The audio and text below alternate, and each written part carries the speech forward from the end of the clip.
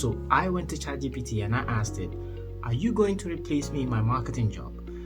And the answer is going to surprise you. So if you're in 2025 or in any year after 2025, you already know that the big talking point is that AI is going to replace a lot of marketing roles. And the big question is, how is it going to do that? And when is it going to do that? And then what actually are we going to do about it as marketers? I'm going to break down how I think it's going to happen, what we're possibly going to see, and what we should do. Let's go. So the first stage would be that AI is going to be our companion. So right now it's already happening. We're using ChatGPT for copywriting. We're using ChatGPT to generate AI content for marketing. We're using a lot of AI softwares to even understand our advertising campaigns, possibly suggest changes, troubleshoot, scale, and it's really happening. Right now you need these AI tools to give you more ideas for you to do your job better. Now the second phase is going to be a little bit more tricky. So if you remember clearly, we always have to prompt AI to give us what we need. Well, the second phase will involve the AI not needing your prompts.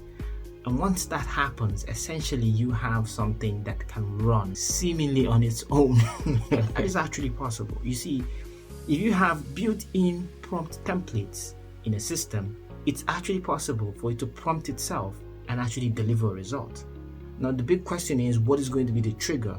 And that's actually what we're going to talk about in the next phase, because once that is solved, once there's no need for a trigger, essentially there'll be no need for a lot of us.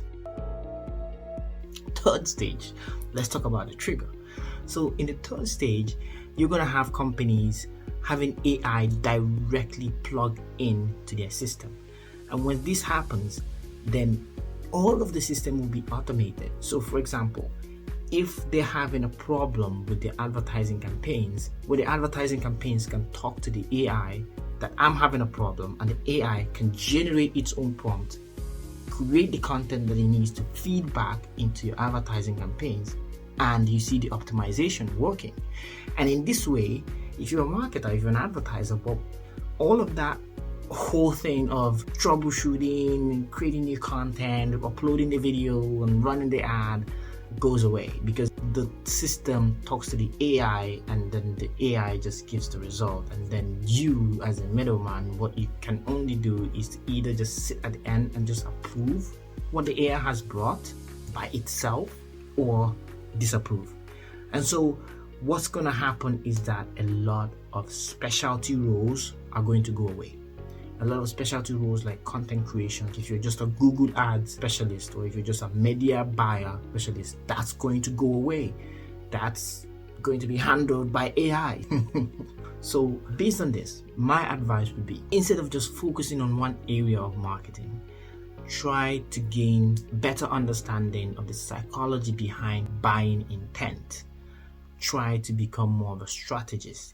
Try to not just understand how to use the tools or how to set up the tools, but also how to possibly make a better offer as a marketer, because essentially that's the only thing that's going to distinguish you from someone else. We're looking at AI doing most of the big work, so you have to be the one just approving and disapproving.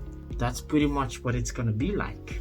Please subscribe to our channel. It gives us a lot of encouragement. If you like this video, if you don't like it, that's fine. But if you do, give it a like if you can. And I'll see you in the next one. Bye-bye.